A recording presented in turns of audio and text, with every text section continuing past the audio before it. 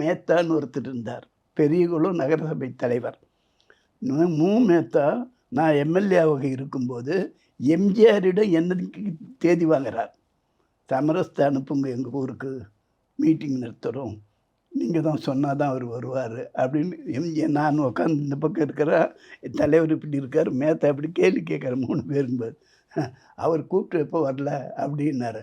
இல்லை அப்படி அப்படியெல்லாம் சொல்லாதீங்க. அவர் பொறுத்தவரையிலும் அவர் கடமையை ஒழுங்கா செய்றார். எப்பவும் எந்த இடத்துக்கும் போறாரு, வராரு, எல்லாம் நல்லா செய்றார். நீங்க தேவைன்னு அவர கூப்பிட்டீங்களா? கூப்பிட்டு வரல நான் சொல்லணுமா? சொன்னா தான் வருவாரா? அப்படின்னு இது வாதம் நடக்குது. இல்ல அப்படின்றார். வருவார் போங்கன்னார். தேதி வாங்கிட்டு போனார். நான் போனேன். அது ஒரு ரவுண்டு. ஒரு உள்ள கட்டடங்கள் இருக்குது. அது காம்பவுண்டு பெரிய ரவுண்டு இருந்துச்சு. இவர் ஓபிஎஸ்ஸுக்கு உதவியாளரா இருக்கார். இது மேத்தாவுக்கு உதவியாளராக இருக்கிறார். அவர் சொல்றார், அண்ணன் வந்திருக்காரு. அதை பார்த்து என்ன பண்ணுங்க அப்படின்னு அவருக்கு இவர் சொல்றார். அவர் முஸ்லீமு. அந்த தமிழ் இது மாதிரி வரும்.